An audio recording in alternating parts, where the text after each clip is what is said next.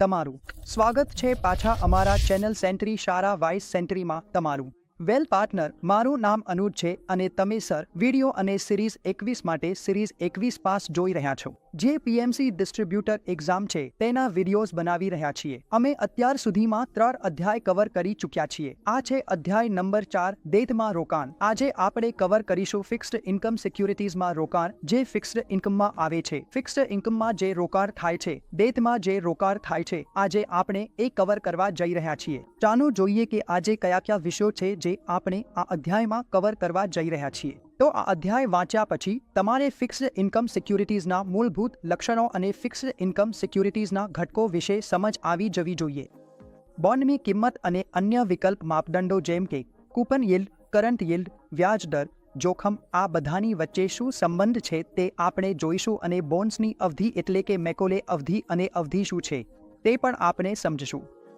ચાલો તો શરૂ કરીએ સિરીઝ 21 પીએમએસ ડિસ્ટ્રીબ્યુટર્સ એક્ઝામના ચેપ્ટર નંબર 4 ફિક્સ્ડ ઇન્કમ સિક્યુરિટીઝમાં રોકાણ મેં જુઓ જ્યારે પણ આપણે રોકાણની વાત કરીએ છીએ ત્યારે શું થાય છે ટિપિકલ રીતે રોકાણકારોને તેમાં બહુ ઓછો ઉત્સાહ અનુભવાય છે જ્યારે આપણે ફિક્સ્ડ ઇન્કમ સિક્યુરિટીઝ અથવા બોન્ડ્સની વાત કરીએ છીએ સામાન્ય રીતે રોકાણકારો શું કરે છે તેઓનું ધ્યાન હંમેશા ઇક્વિટી પર જ હોય છે જ્યારે રોકાણનો નિર્ણય લેવો હોય આ વિસંગતિ છે કારણ કે હું તમને ડેટા બતાવું છું કારણ કે વૈશ્વિક સ્તરે બોન્ડ્સની કુલ કિંમત ઇક્વિટીની કુલ કિંમત કરતાં વધુ છે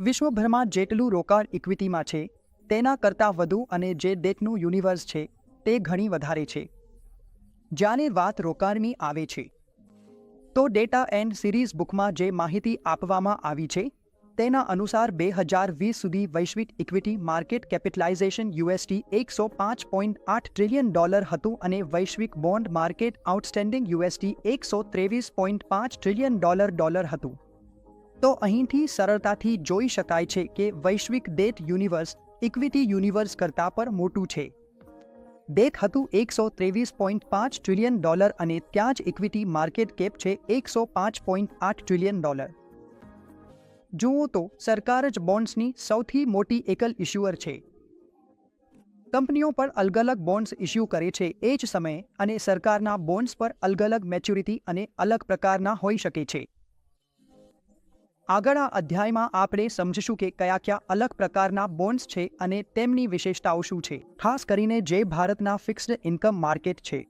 ચાલો સમજીએ કે કઈ એન્ટિટીઝ છે જે ભારતમાં ફિક્સ્ડ ઇન્કમ સિક્યુરિટીઝ ઇશ્યુ કરે છે ફિક્સ્ડ ઇન્કમ સિક્યુરિટીઝ ભારતમાં સેન્ટ્રલ અને સ્ટેટ ગવર્નમેન્ટ પબ્લિક બોડીઝ બેંકો સંસ્થાઓ કોર્પોરેટ બોડીઝ દ્વારા ઇશ્યુ કરવામાં આવે છે જે આ ફિક્સ્ડ ઇન્કમ સિક્યુરિટીઝને ઇશ્યુ કરે છે ચાલો એક ટેબલ દ્વારા આપણે સમજીએ કે માર્કેટ સેગમેન્ટ શું છે અને કોણ ઇશ્યુઅર છે ગવર્નમેન્ટ સિક્યુરિટીઝ જો હું ભારતમાં આજે ટ્રેડ થતી ફિક્સ્ડ ઇન્કમ ઇન્સ્ટ્રુમેન્ટ્સના પ્રકારોની વાત કરું તો મુખ્યત્વે ગવર્નમેન્ટ સિક્યુરિટીઝ છે જેમાં સેન્ટ્રલ ગવર્નમેન્ટ અને સ્ટેટ ગવર્નમેન્ટના બોન્ડ્સ આવે છે તે પછી પબ્લિક સેક્ટરમાં કેટલાક બોન્ડ્સ છે જેમાં કેટલીક સરકારી એજન્સીઓ અને સ્ટ્રક્ચર્ડ બોડીઓ સામેલ છે પબ્લિક સેક્ટર અંડરટેકિંગ પર ત્યાં આવે છે અને જે પ્રાઇવેટ સેક્ટર છે જેમાં બોન્ડ્સ છે પ્રાઇવેટ સેક્ટરમાં ડેટ કહું કે private sector fixed income securities fixed income instruments કહું તો ત્યાં કોર્પોરેટ્સ આવે છે જે ડેટ ઇશ્યુ કરે છે જે બોન્ડ્સ ઇશ્યુ કરે છે પૈસા લેસ કરવા માટે બેંકો પર આવે છે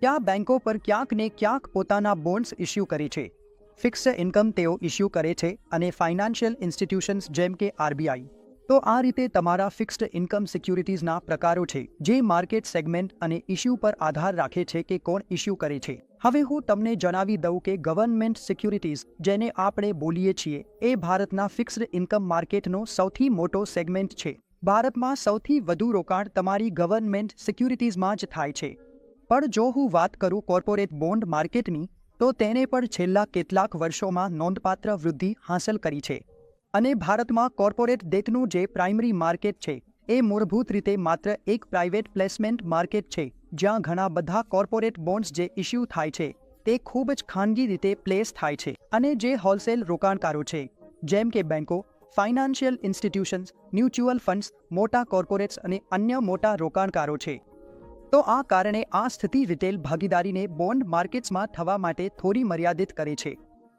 તેથી કોર્પોરેટ બજારમાં છૂટક રોકાણનો હિસ્સો હજુ પર ઘણો ઓછો છે જો હું વાત કરું કે રિટેલ રોકાણકારોનો હિસ્સો હજુ પણ બહુ ઓછો છે, ખાસ કરીને જો હું બોન્ડ માર્કેટની વાત કરું તો, કારણ કે આ માર્કેટ મુખ્યત્વે હોલસેલ રોકાણકારો માટે છે, જ્યાં બેંકો, નાણાકીય સંસ્થાઓ, મ્યુચ્યુઅલ ફંડ્સ, મોટી કોર્પોરેશન્સ અને અન્ય મોટા રોકાણકારો જ તેમાં રોકાણ કરવાનું પસંદ કરે છે. હજુ પણ જો હું રિટેલર તરીકે વાત કરું તો તેઓ ક્યાંક ને ક્યાંક બોન્ડ માર્કેટમાં રોકાણ કરવું પસંદ કરતા નથી. ચાલો હવે સમજીએ કે બોન્ડ્સ શું છે, તેમની વિશેષતાઓ શું છે, બોન્ડ્સ કેવી રીતે વર્તે છે, કૂપન રેટ શું છે, આ બધું સમજીએ. જુઓ, બોન્ડ શું છે? આ એક તમારી નિશ્ચિત નાણાકીય જવાબદારી છે ઇશ્યુઅર પર, જેને ફિક્સ્ડ ઇન્કમ સિક્યુરિટીઝ તરીકે ઓળખવામાં આવે છે. જો મેં કોઈ પાસેથી થોડું પૈસા ઉધાર લીધા છે તો મારી એક નિશ્ચિત જવાબદારી બની જાય છે, અથવા કહું કે નિશ્ચિત નાણાકીય જવાબદારી બની જાય છે કે હું તેને વ્યાજ સાથે મુખ્ય રકમ પાછી આપું. કોઈ પણ હોય, ઉદાહરણ તરીકે જો હું તેને 10% વ્યાજ આપી રહ્યો છું, વાર્ષિક, અર્ધવાર્ષિક અથવા તમારું માસિક, કોઈ પણ વ્યાજ દર હોય, કોઈ પણ વ્યાજ ચૂકવણી હોય, જે પણ અવધિ છે એ પ્રમાણે જ હું તેની વ્યાજ ચૂકવણી કરીશ. છેલ્લે, ઉદાહરણ તરીકે જો હું ક્વાર્ટરલી ચૂકવણી કરી રહ્યો છું અને વ્યાજ દર 12% છે, તો દરેક ક્વાર્ટરમાં 3%, 3%, 3% વ્યાજ ચૂકવીશ અને ચોથા ક્વાર્ટરમાં હું પ્રિન્સિપલ સાથે એ 3% પણ ચૂકવીશ. તો આ રીતે તમારું ડેટ કામ કરે છે. આ રીતે બોન્ડ કામ કરે છે. ચાલો સમજીએ કે બોન્ડની વિશેષતાઓ શું છે. સૌથી પહેલા, બોન્ડનો ઇશ્યુઅર એટલે કે જેમણે બોન્ડ ઇશ્યુ કર્યો છે, પૈસા લીધા છે, તે નિશ્ચિત વ્યાજની રકમ આપશે, જેને આપણે કૂપન કહીએ છીએ. નિશ્ચિત વ્યાજની રકમ કોને મળશે? તે ઇન્વેસ્ટરને, એટલે કે જેમણે બોન્ડમાં પૈસા લગાવ્યા છે, જેમણે ઇશ્યુઅરને પૈસા આપ્યા છે, તેમને. આ પહેલેથી જ બોન્ડ પર લખાયેલું હશે અને આ કૂપન રેટ એટલે કે નિશ્ચિત વ્યાજની રકમ ક્યારેય બદલાઈ શકતી નથી. કૂપન રેટ હંમેશા બોન્ડની સમગ્ર અવધિ દરમિયાન એકસરખો રહે છે. આપણે આને બદલી શકતા નથી. જો કોઈપણ બોન્ડ કોઈપણ સંમતિ થયેલી કિંમતે જે નિશ્ચિત વ્યાજની રકમ છે તેના પર બોન્ડ ઇશ્યુ થયો હોય તો કૂપન રેટ આખી અવધિ દરમિયાન એકસરખો જ રહેશે. આ પ્રશ્ન આવી શકે છે. બીજી વિશેષતા બોન્ડની એ છે કે તે નિશ્ચિત રકમનો પ્રિન્સિપલ મેચ્યોરિટી તારીખે પાછો આપે છે. જેમ કે મેં ઉદાહરણ આપ્યું હતું, જો કોઈ 1 લાખ રૂપિયા કોઈ પાસેથી લે છે તો તે દર વર્ષે આપવાના હિસાબે લીધા છે. ત્રિમાસિક ચૂકવણી કરતાં તે દર ક્વાર્ટરમાં 3%, 3%, 3% ચૂકવશે અને ચોથા ક્વાર્ટરમાં મુદ્દલ પરત કરવામાં આવશે. તો તમારો પ્રિન્સિપલ પાછો આવી જશે. પ્રિન્સિપલની નિશ્ચિત રકમ મેચ્યોરિટીની તારીખે, એટલે કે જો 1 વર્ષનો બોન્ડ છે તો 365માં દિવસે તમારે પ્રિન્સિપલ પાછો આપવો પડશે. તો ફિક્સ્ડ ઇન્કમ ઓબ્લિગેશન જે સિક્યુરિટીમાં છે એ જ બોન્ડની વિશેષતાઓને વ્યાખ્યાયિત કરે છે. જો આપણે એવું કહી રહ્યા છીએ કે કોઈ ફિક્સ્ડ ઇન્કમ છે તો એની વિશેષતાઓ એ જ છે કે તેમાં આવક નિશ્ચિત રીતે મળે છે. બરાબર છે. જેમ કે મેં તમને કહ્યું કે એ એન્યુઅલ હોઈ શકે છે. ફિક્સ્ડ ઇન્કમ ઇન્સ્ટ્રુમેન્ટ્સમાં જે વ્યાજની ચૂકવણી છે એ એન્યુઅલ, ક્વાર્ટરલી કે મંથલી હોઈ શકે છે. અને અહીં હું તમને એક વાત વધુ કહું છું કે ટર્મ ટુ મેચ્યોરિટી શું હોય છે. ટર્મ ટુ મેચ્યોરિટી એ સમયગાળો છે જે બોન્ડના મેચ્યોર અને એક્સપાયર થવા પહેલા બાકી છે. એટલે કે આ બોન્ડને એક્સપાયર થવામાં હજુ કેટલો સમય બાકી છે. આ જને આપણે શુદ્ધ રીતે ટર્મ ટુ મેચ્યોરિટી કહીએ છીએ. મેચ્યોરિટી પીરિયડને આપણે ટેન્યુર અથવા ટેન્યુર પર કહી શકીએ છીએ. હવે વિકલ્પો સાથેના બોન્ડ્સ વિશે વાત કરીએ. બોન્ડ્સમાં કેટલાક એમ્બેડેડ ઓપ્શન્સ હોય છે. બોન્ડ્સના કેટલાક સામાન્ય પ્રકારો છે. એમ્બેડેડ ઓપ્શન્સ સાથેના બોન્ડ્સમાં કોલ ઓપ્શન, પુટ ઓપ્શન અને કન્વર્ટિબલ બોન્ડ્સ આવે છે. તો બોન્ડ્સ સાથે કેટલાક ઓપ્શન્સ જોડાયેલા હોય છે. કેટલાક બોન્ડ્સ સાથે જોડાયેલા હોય છે. ચાલો સમજીએ કે કયા કયા છે. જેમાં કોલ ઓપ્શન હોય છે, જેને કોલેબલ બોન્ડ્સ કહેવામાં આવે છે, એ કયા હોય છે, અને પુટ ઓપ્શન અને કન્વર્ટિબલ બોન્ડ્સ કયા હોય છે. તો આ પ્રશ્ન આવી શકે છે. તો આપણે માત્ર આ જ ધ્યાનમાં રાખવું છે કે જો કોઈ બોન્ડમાં કોલ ઓપ્શન છે તો એ કયો છે, જો પુટ ઓપ્શન આપવામાં આવ્યું છે તો એ કયો છે. ચાલો સમજીએ અને આ એક નંબરના પ્રશ્નો પણ આવી શકે છે. તો આપણો આ વિડીયો બનાવવાનો મુખ્ય હેતુ એ જ છે કે તમને એક અસ્પષ્ટ રીતે સમજાવવામાં આવે અને એ માટે હું તમને મુખ્ય પ્રશ્નો જે વારંવાર પરીક્ષામાં પૂછાય છે એ જણાવતો રહું છું અને એ જ પ્રમાણે ઓપ્શન્સ પર આધારિત પ્રશ્નો પણ આવે છે. ખૂબ જ સ્પષ્ટ પ્રશ્ન આવશે. થોડું ધ્યાન આપવાની તમને જરૂર છે. જો તમે આ સમજશો તો પ્રશ્નો ખૂબ સરળતાથી ઉકેલી શકશો. ચાલો સમજીએ કે કોલેબલ બોન્ડ કયું છે.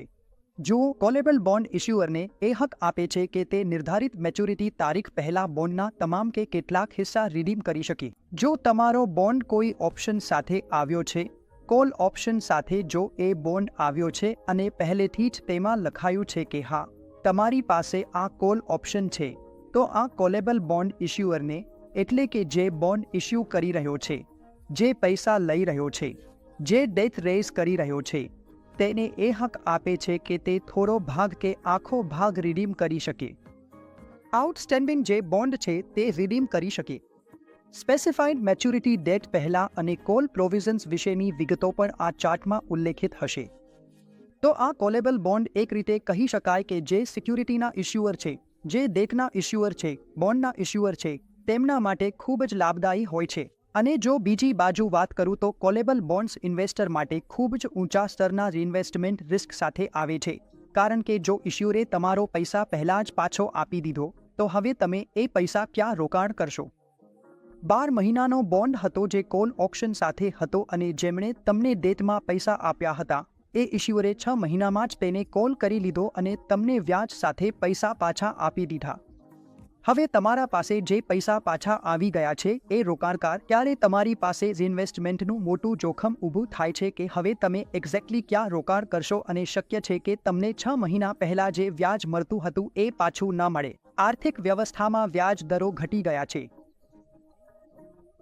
તો આ રીતે અહીં રોકાણકાર માટે ઇન્વેસ્ટમેન્ટનું જોખમ વધી જાય છે જ્યારે તમે કોલેબલ બોન્ડમાં રોકાણ કરો છો. હવે આપણે પુટ પ્રોવિઝન્સની વાત કરીએ. જુઓ, પુટ પ્રોવિઝન શું કરે છે. બોન્ડ હોલ્ડર, એટલે કે જેમણે પૈસા રોકાણ કર્યા છે અને બોન્ડ પકડી રાખ્યો છે, તેમને એક અધિકાર આપે છે કે તેઓ બોન્ડ વેચી શકે. પાછા ઇશ્યુઅરને નિર્ધારિત કિંમતે અને નિશ્ચિત તારીખે વેચી શકે છે. તો તમારી જે નિર્ધારિત કિંમત છે એ પણ અહીં પહેલેથી જ નિર્ધારિત રહેશે. કિંમત પણ અને નિશ્ચિત તારીખ પણ સ્પષ્ટ રહેશે. તો પુટ પ્રોવિઝન શું કરે છે? બોન્ડ હોલ્ડરને અધિકાર આપે છે કે તે પોતાનો બોન્ડ ફરીથી ઇશ્યુઅરને વેચી શકે છે.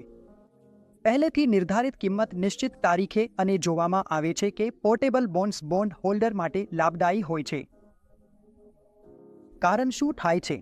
બોન્ડ હોલ્ડરને એક ગેરંટી મળે છે, પહેલેથી નિર્ધારિત વેચાણ કિંમત, રિડેમ્પશન તારીખે. તો તમને પહેલેથી જ ખબર હોય છે કે તમને કેટલું પૈસા અહીં મળવાનું છે અને જે વેચાણ કિંમત છે તે પણ તમને પહેલેથી જ ખબર હોય છે અને રિડેમ્પશન તારીખ પર તમને પહેલેથી જ ખબર હોય છે કે જ્યારે આ બોન્ડ તમે આને પહેલેથી નિર્ધારિત કિંમત પર અને નિર્ધારિત તારીખે બોન્ડ ઇશ્યુઅરને વેચી શકો છો. હવે વાત કરીએ કન્વર્ટેબલ બોન્ડની. એક તો જુઓ, કન્વર્ટેબલ બોન્ડ્સ કંઈક અલગ નથી. આ એનું સંયોજન છે, પ્લેન વનીલા બ્લુ બોન્ડ અને એમાં જોડાયેલું ઇક્વિટી કોલ ઓપ્શન. ફરીથી સમજાવું છું, કન્વર્ટેબલ બોન્ડ્સ એ પ્લેન વનીલા બોન્ડ અને એમાં જોડાયેલું ઇક્વિટી કોલ ઓપ્શનનું સંયોજન છે, જે બોન્ડ હોલ્ડરને અધિકાર આપે છે.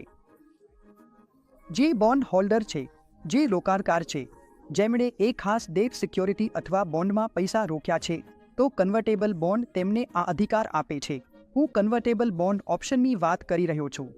આ તે ખાસ રોકાણકારને અધિકાર આપે છે કે તે પોતાનો બોન્ડ એક્સચેન્જ કરી શકે.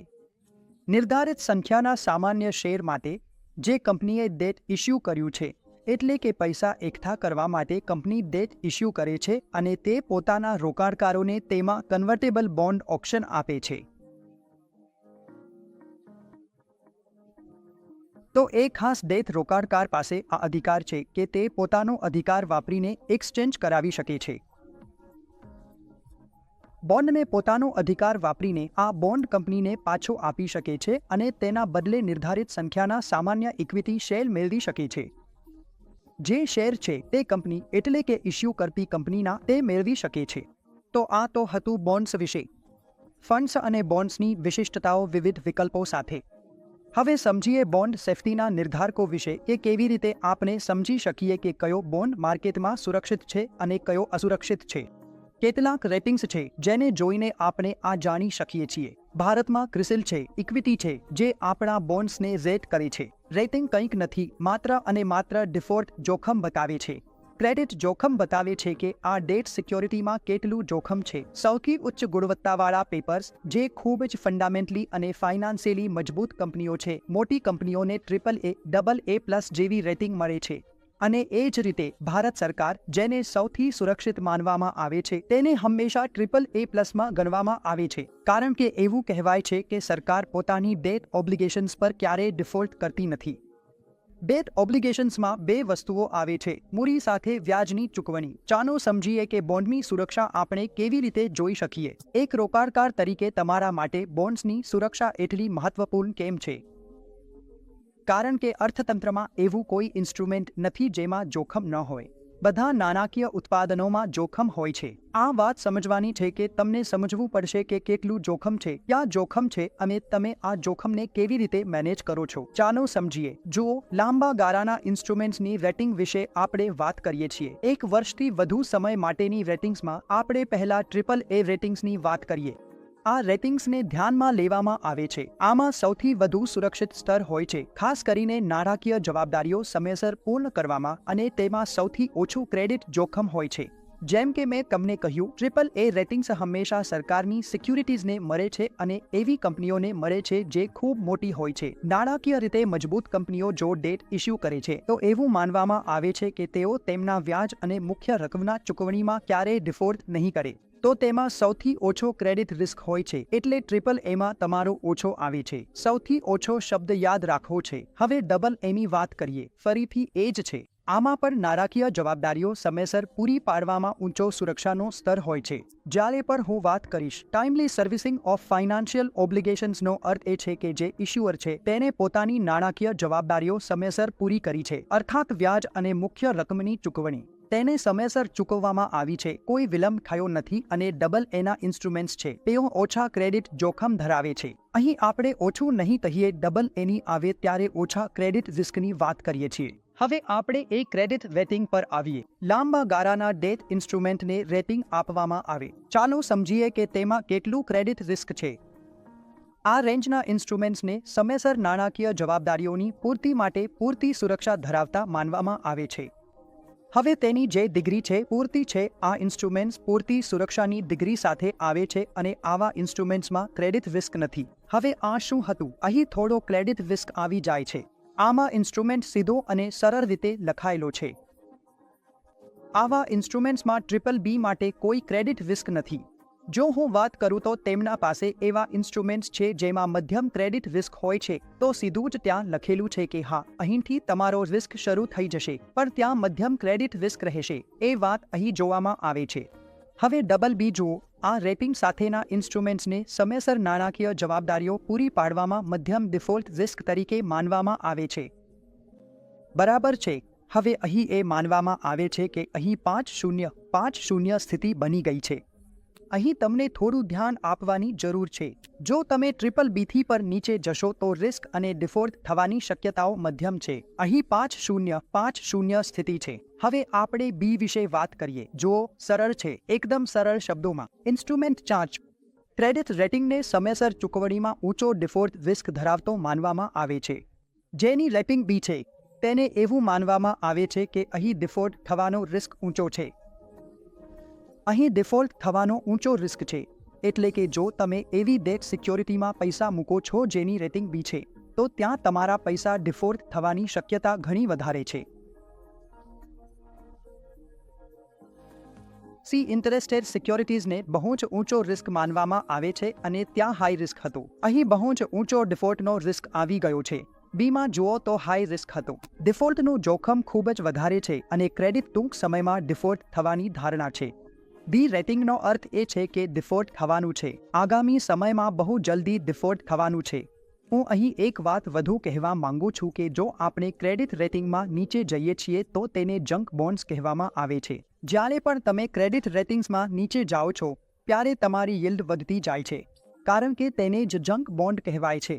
જ્યારે તમે ક્રેડિટ રેટિંગમાં નીચે તરફ જશો, BBB, BB આ બધા જંક બોન્ડ્સ છે. આ બોન્ડ્સ તમારા રોકાણકારોને વધારે વ્યાજ આપશે, પણ આવી કંપનીઓ તમને મધ્યમ જોખમ અને ડિફોલ્ટના સ્ટેજ પર અથવા ખૂબ ઊંચા ડિફોલ્ટના જોખમ પર મળશે. તો એક રોકાણકાર તરીકે એવું નથી કે ડેટમાં કોઈ જોખમ નથી હોતું. જો તમે રેટિંગ્સમાં નીચે જશો, વધુ રિટર્ન મેળવવા માટે નીચેની રેટિંગ્સવાળા બોન્ડ્સ પસંદ કરશો, તો પછી એ પ્રમાણે તમને તેમાં વધુ જોખમ પણ લેવું પડશે. ચેપ્ટર 1માં આપણે રિસ્ક રિટર્નનું દૃશ્ય જોયું હતું. જેટલું વધારે જોખમ એટલો વધારે રિટર્ન. તે જ વાત અહીં પણ લાગુ પડે છે. રેટિંગ્સમાં નીચે જાઓ તો રિટર્ન્સની શક્યતા વધે છે, પણ ડિફોલ્ટની શક્યતા પણ વધે છે. હવે આપણે બોન્ડ પ્રાઇસિંગ વિશે વાત કરીએ. જો બોન્ડ પ્રાઇસ કંઈ ખાસ નથી. બોન્ડનો ભાવ એ છે ભવિષ્યના તમામ કેશ ફ્લોઝની આજની પ્રસ્તુત કિંમતનું સરવાળો. એટલે કે બોન્ડના બધા ભવિષ્યના કેશ ફ્લોઝની જો હું આજની તારીખે પ્રસ્તુત કિંમત કાઢી લઉં તો એ જ બોન્ડનું ભાવ છે. બિલકુલ સરળ અને સીધી વાત છે. જો કોઈ પ્રશ્ન આવે કે તમને ભવિષ્યના કેશ ફ્લોઝ આપવામાં આવ્યા છે અને આપવામાં આવી છે, તો એ સમયથી તમે તેને ડિસ્કાઉન્ટ કરી દો. બધા ભવિષ્યના કેશ ફ્લોઝને સરવાળી કરીને તમારું બોન્ડનું ભાવ મળી જશે. બિલકુલ સરળ છે. આવો પ્રશ્ન 100% આવશે જ. તમારે તેમાં ભૂલ કરવી નથી અને સરળ વ્યાખ્યા જુઓ. બોન્ડનો ભાવ એ ભવિષ્યના કેશ ફ્લોઝની વર્તમાન કિંમતનો સરવાળો છે. જેટલા પણ ભવિષ્યના કેશ ફ્લોઝ આવી રહ્યા છે તેમને આજેથી ડિસ્કાઉન્ટ કરો અને બધા ભવિષ્યના કેશ ફ્લોઝને ઉમેરો. એ જ તમારો બોન્ડનો ભાવ બની જશે. ચાલો આ ઉદાહરણ દ્વારા હું તમને સમજાવવાનો પ્રયાસ કરું છું. એબીસી કંપનીનો બોન્ડ જેની ફેસ વેલ્યુ 1000 છે, એ એક બોન્ડ છે એબીસીનું 1000ની ફેસ વેલ્યુ પર. તેનો કૂપન દર 6% છે અને તે 12 મહિના પછી ચૂકવવામાં આવે છે. મેચ્યોરિટી 3 વર્ષ પછી છે અને એટલે કે yield to મેચ્યોરિટી 7% છે. હવે મેં કહ્યું હતું કે બોન્ડની કિંમત કંઈક અલગ નથી. એ તો કેશ ફ્લોઝની પ્રેઝન્ટ વેલ્યુ છે અને આપણે તેને પર એટલે કે વર્તમાનથી ડિસ્કાઉન્ટ કરીશું. જુઓ, આ છે સમયગાળો. હવે 1 વર્ષ પછી જે કેશ ફ્લો આવશે એ ₹7 આવશે. 2 વર્ષ પછી પણ ₹7 આવશે કારણ કે કૂપન 6% છે.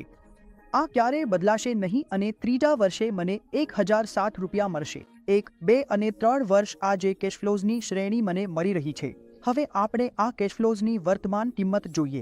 જો મને 1 વર્ષ પછી ₹7 મળશે તો આજે તેની વર્તમાન કિંમત શું છે અને હું આનેથી ડિસ્કાઉન્ટ કરીશ. તો જો હું આનેથી ડિસ્કાઉન્ટ કરી દઉં તો આજે મને ₹56 મળશે. જો મને 2 વર્ષ પછીનો કેશ ફ્લો મળી રહ્યો છે તો આજે તેની કિંમત ₹52 છે અને ₹1060 જે મને 3 વર્ષ પછી મળશે. જો આજે તેની વર્તમાન કિંમત કાઢું તો તે ₹865 છે અને જો આ તમામ કેશ ફ્લોઝની વર્તમાન કિંમતનો સરવાળો કરીએ તો તે ₹973 થાય છે.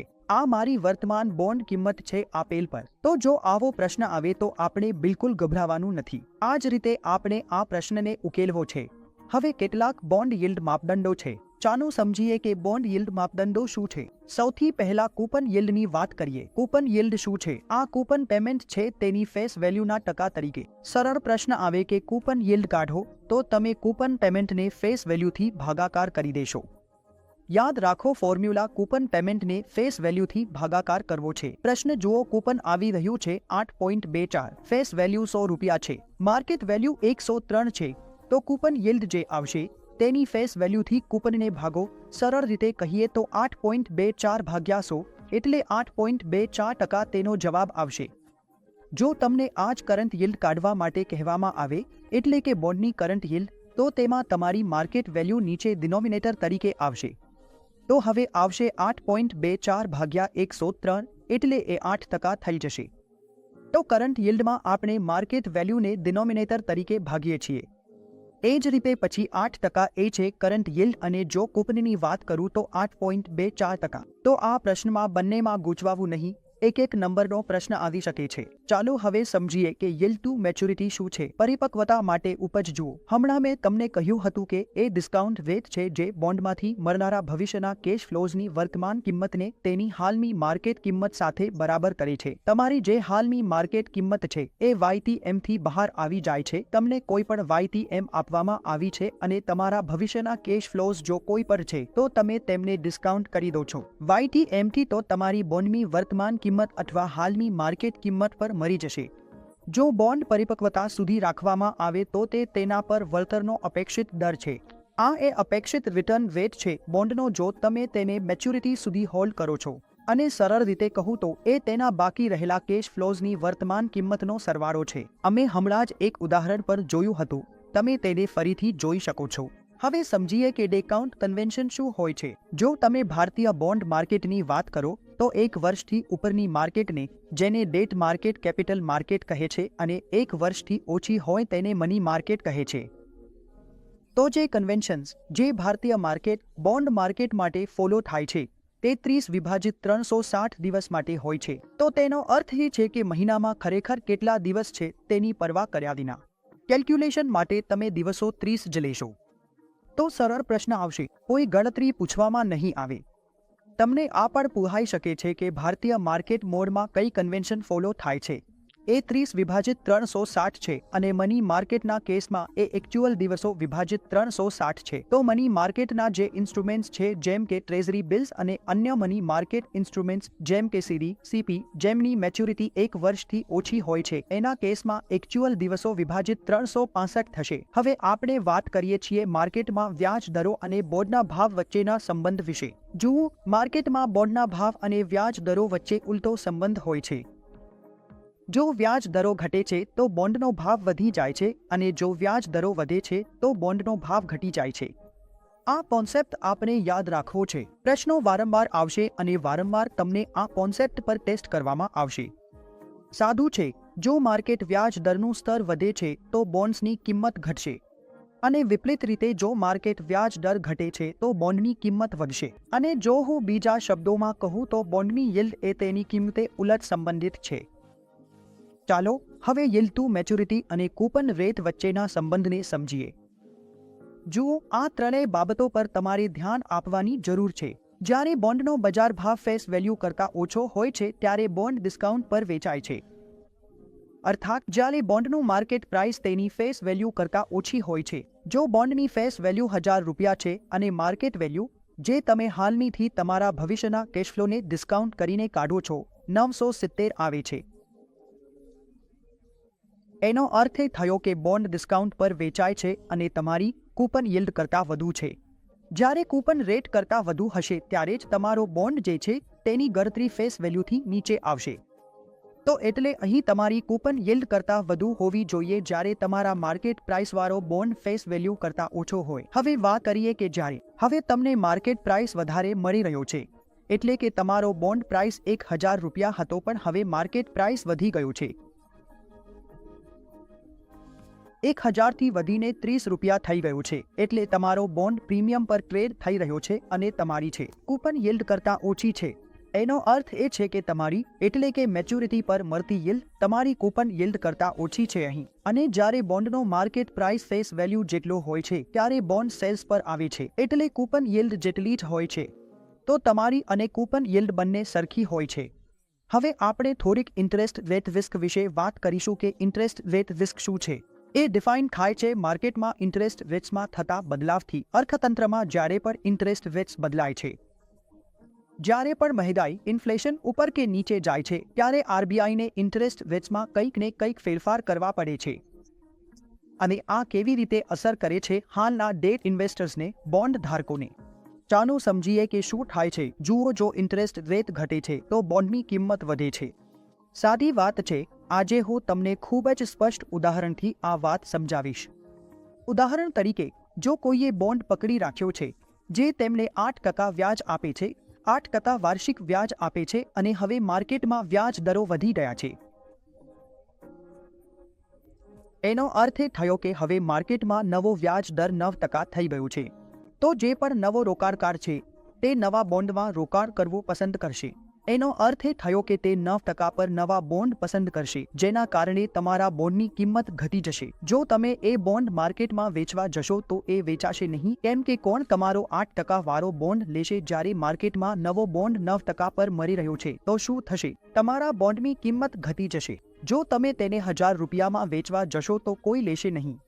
પણ શક્ય છે કે જો તમે તેને કહો કે 970, 980, 990 રૂપિયામાં આપશો, થોડા ડિસ્કાઉન્ટ પર જો તમારો બોન્ડ ટ્રેડ થશે તો શક્ય છે કે રોકાણકાર ત્યાં તમારી પાસે રોકાણ પણ કરી દે. તો એક્ઝેક્ટલી જેમ જ વ્યાજ દર વધશે તરત જ તમારો બોન્ડનો ભાવ છે એ તરત જ ડિસ્કાઉન્ટ પર આવી જશે અને જેમ જ વ્યાજ દર ઘટશે માર્કેટમાં, ઉદાહરણ તરીકે તમારો એ જ 8% વાળો બોન્ડ હતો પણ હવે નવા બોન્ડ્સ જે ઇસ્યુ થઈ રહ્યા છે એ 7% પર થઈ રહ્યા છે.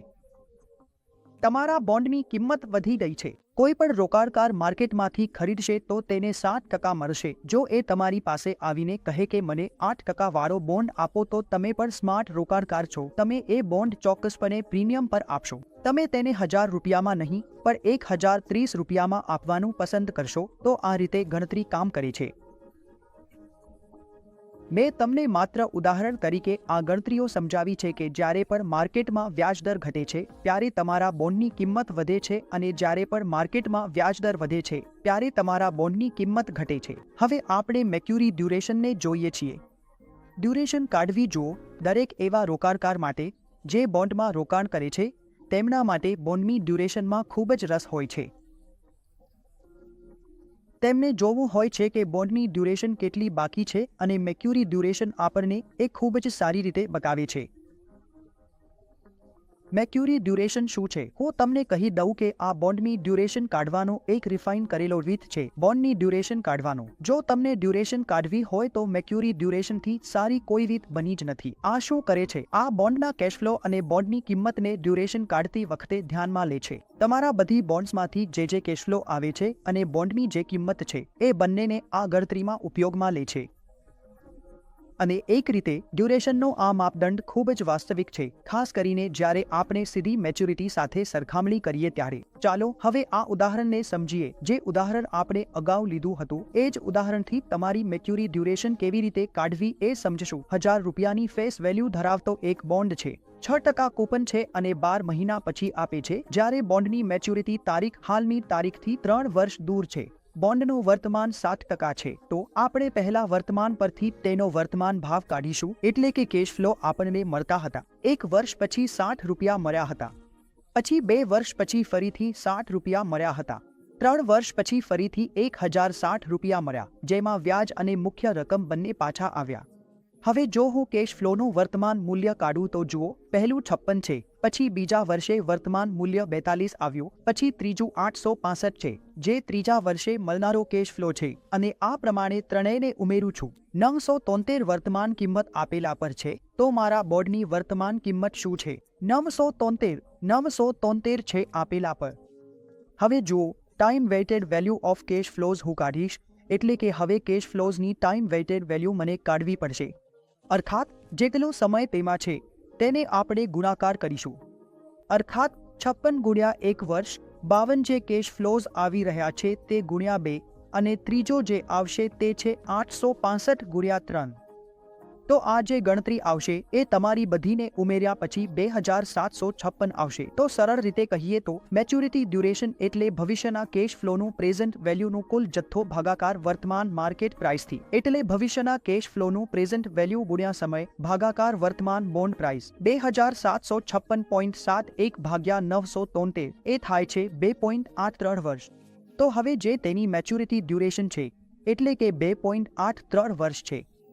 હવે આ મેચ્યોરિટી ડ્યુરેશન 2.83 વર્ષ છે, એટલે આ બોન્ડમાં તમારી મૂડી પાછી મેળવવા માટેનો સમય 2.83 વર્ષ છે। હવે હું તમને મેચ્યોરિટી ડ્યુરેશનના ફીચર્સ વિશે જણાવું છું। મેચ્યોરિટી ડ્યુરેશન એ સમય છે જે બોન્ડની કિંમત પાછી મેળવવામાં પૂરો લાગે છે। એકદમ ચોક્કસ કેટલો સમય બાકી છે તમારી આખી મૂડી પાછી આવવામાં। મેચ્યોરિટી ડ્યુરેશન હંમેશા ફિક્સ્ડ ઇન્કમ કૂપન બોન્ડની મેચ્યોરિટી કરતાં ઓછી હોય છે। જેટલો વધુ કૂપન અને ઓછી મેચ્યોરિટી એટલી ઓછી મેચ્યોરિટી ડ્યુરેશન। જેટલી વધુ તમે ડિસ્કાઉન્ટ કરવા માટે ઉપયોગ કરશો તેટલી ઓછી તમારી મેચ્યોરિટી ડ્યુરેશન આવશે, અને જેટલી વધુ કૂપનની ફ્રીક્વન્સી તેટલી ઓછી મેચ્યોરિટી ડ્યુરેશન થશે। જો તમારી કૂપનની ફ્રીક્વન્સી વધુ છે તો પણ તમારી મેચ્યોરિટી ડ્યુરેશન ઓછી આવશે। અને એક વાત વધુ, ઝીરો કૂપન બોન્ડની મેચ્યોરિટી ડ્યુરેશન વિશે। બોન્ડની મેચ્યોરિટી ડ્યુરેશન તેની મેચ્યોરિટી જેટલી જ હશે, કેમ કે તેમાં કેશ ફ્લો નથી, એટલે તમને આ ખાસ યાદ રાખવાની જરૂર નથી। માત્ર જો તમે આ સંકલ્પન સમજ્યું હોય તો તમે ખૂબ સારી રીતે પરીક્ષા પાસ કરી શકશો અને સ્પષ્ટ રીતે સમજાવી શકશો કે ડ્યુરેશન અને મેચ્યોરિટી ડ્યુરેશન શું છે। તો મિત્રો, ફિક્સ્ડ ઇન્કમ સિક્યુરિટીઝમાંથી આટલું જ હતું। મને આશા છે કે તમને આ અધ્યાય સારી રીતે સમજાયો હશે, અને ફિક્સ્ડ ઇન્કમ સિક્યુરિટીઝમાં માત્ર તમને સંકલ્પન સમજવું જરૂરી છે। તમારે કિંમત કેવી રીતે કાઢવી એ આવડવું જોઈએ, અને અર્થતંત્રમાં બોન્ડની કિંમતો સાથે સંબંધ શું છે એ પર ખબર હોવી જોઈએ। મોટા ભાગે એક વિડીયો જોઈને તમે ઘણું બધું સમજાવી શકો છો અને જે એકાદ બે પ્રશ્નો મેં વચ્ચે તમને જણાવ્યા છે એ જોઈને તમે પરીક્ષા પાસ કરી શકો છો. PMSના આ અધ્યાયમાંથી ઓછામાં ઓછા 4 થી 5 પ્રશ્નો આવવાની શક્યતા હોય છે અને જો તમે માત્ર આ વિડીયો જોઈને જેમાં મેં જે ટચ પોઈન્ટ્સ બતાવ્યા છે એ જ જોશો તો તમે આ ચોથો અધ્યાય અને તેના પ્રશ્નો સરળતાથી ક્લિયર કરી શકો છો. હવે આપણે કેટલાક પ્રશ્નો જોઈએ. ચાલો કેટલાક પ્રશ્નો જોઈએ. પહેલો પ્રશ્ન છે, કૂપન yieldએ કૂપન પેમેન્ટ છે જે ફેસ વેલ્યુના ટકા તરીકે ગણાય છે. તો ત્યાં મેં તમને સ્પષ્ટ રીતે સમજાવ્યું હતું કે જ્યારે તમને કૂપન yield કાઢવી હોય ત્યારે તે ફેસ વેલ્યુ પર કાઢવામાં આવે છે, કારણ કે કૂપન હંમેશા ફેસ વેલ્યુ પર જ આપવામાં આવે છે અને કૂપન હંમેશા નિશ્ચિત હોય છે, એટલે કૂપન yield તમારી ફેસ વેલ્યુ પર જ આવશે. પ્રશ્ન નંબર 2, બોન્ડની માર્કેટ કિંમત. બોન્ડની માર્કેટ કિંમત કાઢવાની જણાવવામાં આવી છે. ફેસ વેલ્યુ 1000 છે. બોન્ડ પર 12% કૂપન ચૂકવવામાં આવે છે. બાકી રહેલા વર્ષો એટલે કે મેચ્યોરિટી માટે 5 વર્ષ બાકી છે અને તેની 11% આપવામાં આવી છે. રાઉન્ડ ઓફ માટે તેમણે 30/360 દિવસની ગણતરી કન્વેન્શન અપનાવવાની કહેલી છે. તો જુઓ, સૌથી પહેલા મેં તમને કહ્યું હતું કે બોન્ડની કરંટ માર્કેટ કિંમત એટલે ભવિષ્યના કેશ ફ્લોના વર્તમાન મૂલ્યનો સરવાળો. જો આપણે ભવિષ્યના કેશ ફ્લો કાઢીશું, હવે તમે જુઓ, આમાં 12% એટલે કે 12%નું કૂપન ઉપલબ્ધ છે. તો 1 વર્ષ પછી આપણને કેટલું મળશે? 120 રૂપિયા. 2 વર્ષ પછી પણ 120 રૂપિયા મળશે. ત્રીજા વર્ષ પછી પર 120 રૂપિયા, ચોથા વર્ષ પછી પર 120 રૂપિયા અને પાંચમા વર્ષમાં મળશે 1120 રૂપિયા, એટલે કે 120 રૂપિયા સાથે 1000 રૂપિયા પ્રિન્સિપલ પાછો મળશે. જો હું આ ભવિષ્યના કેશ ફ્લોઝની આજની વેલ્યુ કાઢું, માર્કેટ પ્રાઇસ કાઢું પર, તો 11% છે, એટલે ડિસ્કાઉન્ટિંગ માટે 11% જ વાપરવું પડશે. તો પ્રથમ વર્ષનું વર્તમાન મૂલ્ય 106 રૂપિયા આવશે, બીજું વર્ષનું 97 રૂપિયા, ત્રીજા વર્ષનું 87 રૂપિયા, ચોથા વર્ષનું 79 રૂપિયા અને પાંચમા વર્ષનું 120નું વર્તમાન મૂલ્ય 164 રૂપિયા આવશે. તમે આને ખૂબ સરળતાથી ફાઇનાન્શિયલ કેલ્ક્યુલેટર દ્વારા ગણતરી કરી શકો છો અને જો તમે આ ભવિષ્યના કેશ ફ્લોઝને ઉમેરશો તો એક્ઝેક્ટલી જવાબ 1034 રૂપિયા આવશે અને રાઉન્ડ ઓફ કરીને નજીકના રૂપિયામાં કહીએ તો જવાબ છે 1038 રૂપિયા.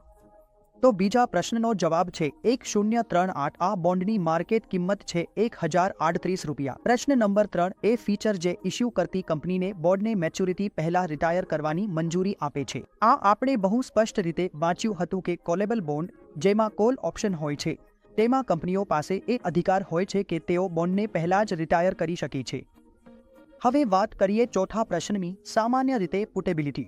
બોન્ડના પુટ ઓપ્શન ફીચર્સ કોને આપવામાં આવે છે? બોન્ડ હોલ્ડરને વિકલ્પ આપે છે કે તે બોન્ડને બીજી કોઈ સિક્યુરિટીમાં કન્વર્ટ કરી શકે અથવા હોલ્ડરને કેટલાક પરિસ્થિતિઓમાં બોન્ડને પાછા ઇશ્યુઅર પાસે વેચવાનો અધિકાર આપે છે અથવા ઇશ્યુ કરતી કંપનીને બોન્ડ્સને મેચ્યોરિટી પહેલા રિટાયર કરવાની મંજૂરી આપે છે અથવા રોકાણકારને બોન્ડ રિડીમ કરવાની મંજૂરી આપે છે. ખૂબ જ સ્પષ્ટ રીતે આપણે જોયું કે તમારા પુટ ઓપ્શન હોલ્ડરને કેટલાક પરિસ્થિતિઓમાં તેનો બોન્ડ પાછો ઇશ્યુઅરને વેચવાનો અધિકાર આપે છે. પ્રશ્ન નંબર 5, ઉચ્ચ કૂપન ધરાવતા બોન્ડ્સ આપેલ વ્યાજ દરમાં ફેરફાર માટે ઓછા ટકા ભાવમાં ઉથલપાથલ દર્શાવે છે. જેમ કે આપણે સમજ્યા કે જે બોન્ડ્સમાં ઊંચો કૂપન હોય છે ત્યાં ભાવમાં ટકાવારી ઉથલપાથલ ઓછી રહે છે અને બોન્ડમાં જેટલો ઓછો કૂપન હશે તેટલો જ વધુ અસર વ્યાજ દરના બદલાવથી ભાવમાં ઉથલપાથલ પર પડશે. તો મિત્રો, આ બધું ચેપ્ટર નંબર 4 ફિક્સ્ડ ઇન્કમ સિક્યુરિટીઝમાં રોકાણમાંથી હતું. મને આશા છે કે તમને આ ચેપ્ટર પસંદ આવ્યું હશે અને જે ત્રણેય ટર્મ્સ છે એ બધાને આપણે આ ચેપ્ટરમાં સ્પર્શ્યા છે. મને આશા છે કે તમે એ બધાને સારી રીતે વાંચ્યા હશે. બેટ એટલે કે ફિક્સ્ડ ઇન્કમ સિક્યુરિટીઝમાં 2 બાબતો યાદ રાખવી છે. પહેલી એ છે કે હાલના બોન્ડનો ભાવ કાઢવો, જે ભવિષ્યના કેશ ફ્લોનું સમ છે અને એ વર્તમાન વર્ષમાં કરીશું. વ્યાજ દરો અને બોન્ડના ભાવ વચ્ચેનું સંબંધ પર ખબર હોવું જોઈએ, તેમજ બાકી બોન્ડના વિકલ્પો પણ ખબર હોવા જોઈએ. બોન્ડની વિશેષતાઓ પર આપણને જાણી લેવી જોઈએ. ખૂબ જ સરળ રીતે તમે આ ચેપ્ટર કરી શકો છો. આમાંથી 4 થી 5 પ્રશ્નો ચોક્કસ આવશે અને તેમના જવાબ તમે ખૂબ સારી રીતે આપી શકો છો.